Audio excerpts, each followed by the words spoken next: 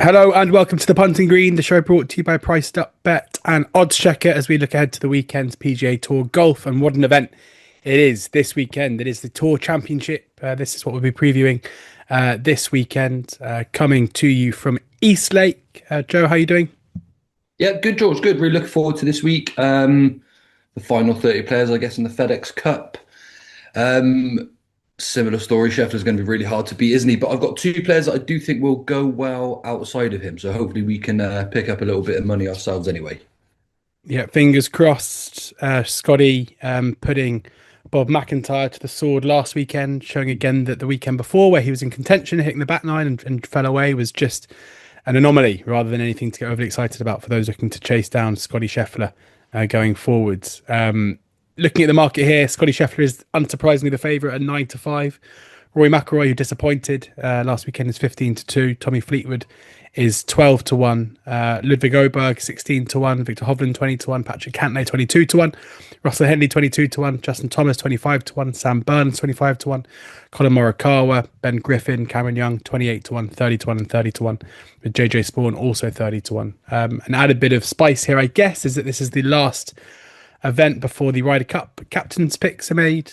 So the likes of Justin Thomas, Sam Burns, Colin Morikawa, looking to impress from the American side. Of course, Harry Hall, hoping that he can do something to force his way into Luke Donald's thinking. So maybe an extra bit of incentive for those guys too. Um, Joe, firstly, Eastlake, what do we make of the course? What kind of a test is it? Really, really good golf course for the Tour Championship final. This is a par 70, a really, really good sort of risk and reward layout. Stretches to 7,440 yards. So, to be honest, both accuracy and length are going to be sort of welcomed around this golf course. Scheffler's going to be desperately hard to beat, isn't he, again this week, George? This is a golf course that just falls into his lap. He comes into this in really good form, so it's no surprise to see him such a short price favourite. But ultimately, around this golf course, greens and regulation are a vital part in scoring well, because if you're missing too many greens around here, you are going to struggle to get up and down and save those scores. Good green and regulation golf will enable you to get a good score this week. Pretty simple as that, to be honest. Good stuff. And should also mention that the format's changed. So those of you who kind of tune in for the FedEx Cup every year for the finale may expect to see kind of a staggered scoring system heading into the event. That is no longer all 30 players in the field with an equal chance of winning, which is, interesting because it's obviously certainly a better watching event, definitely a better betting heat for Yeah, that reason.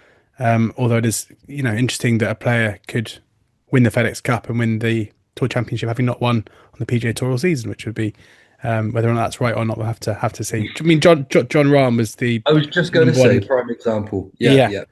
he won the live golf kind of golf for the year, despite not having won an event, which is Seems unusual, doesn't it? It does seem a bit of a strange process. You feel like you have to win something if you're going to lift the yeah, I trophy. agree. And it's also interesting because the Ryder Cup point scoring is so weighted towards winning, whereas that's probably the one thing where you're like, wouldn't consistency be more important than winning? Yeah, So it's yeah, almost like they're absolutely. the wrong way around. Yeah, uh, yeah. It yeah, it is interesting. I must admit though, I didn't enjoy watching the tournament last year from the position of different scores. So I am one that is very much for the level playing field for the final. At the yeah, end of the day, you've got the top 30 players, you've got the best 30 players that are, been playing through the FedEx Cup all season. So it's not like we're missing out on any quality. I quite enjoy the fact that we've got them on a level playing field personally. yeah, agreed. Okay, we've got two players in the squad, just Yes. two. And so before we do get into those two, just a word on Scheffler and McIlroy. Scotty's shorter than 2 to 1 for this Yeah. event. Yeah. Rory, who featured heavily in the staking plan last week, who just basically couldn't find a way to hit fairways apart from a Sure. decent back Sure. nine on Friday. Yeah, I mean, look, before we even mention those, I guess probably just worth noting to viewers that I mean, my form on the DP World Tour in the last few weeks has been a lot better than the PGA Tour stuff. I've sort of crossed the sort of 150 point mark combined this year as well for oddschecker, so that's pretty cool. But just a reminder, you can always find my DP World Tour content as well. But yeah, with regards to the PGA Tour, look, we all know that Scott is quite simply the best player on the planet at the moment.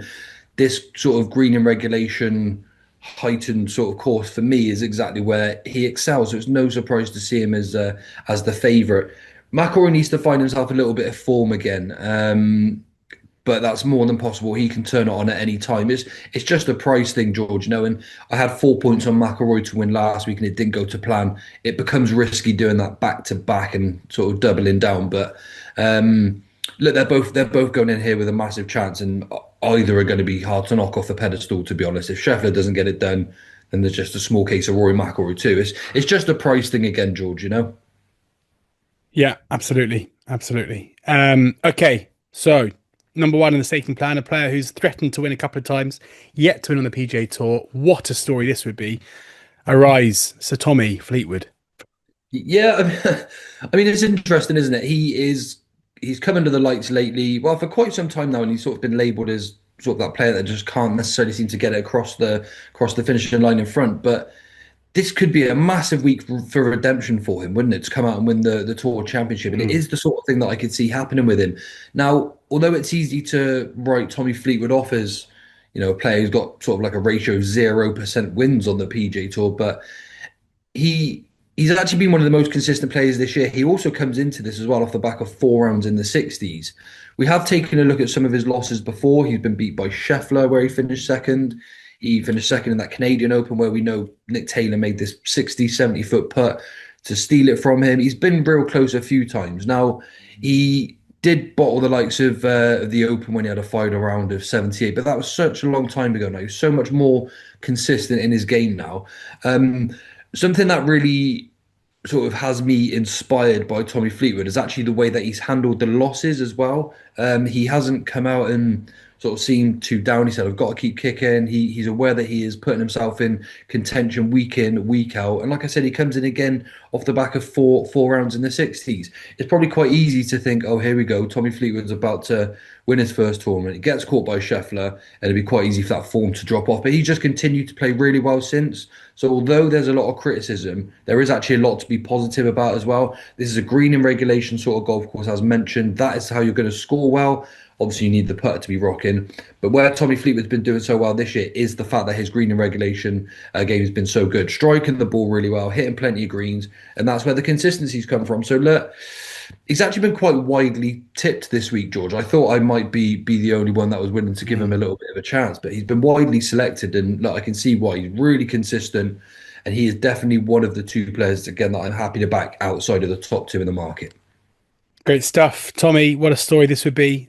Making Yeah. up one part of Joe's team for the weekend. 12 to 1 he is with priced up, who are also a fifth of five if you're looking to bet each way here, which are decent place times given there are only 30 players in the field. Yeah, absolutely. And second up, a player who seems to thrive in big events. Lost a playoff in the Players, lost a playoff in the first of the three FedEx Cup playoffs, and won the US Open in sensational style. It's JJ Spawn.